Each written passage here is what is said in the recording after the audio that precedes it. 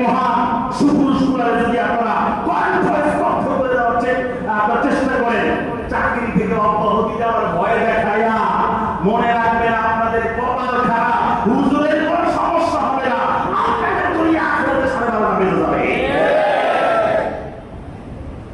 আজকে এই ভরপুর হাজার মুসল্লি মাধ্যমে তাদের সকলের মতামত নিয়ে যে বা যারা বলে এইটা এরকম ওইটা সেরকম, তাদের আমি কানে পানি ঢুকিয়ে দিলাম। স্পষ্ট কথা, আমি কোনো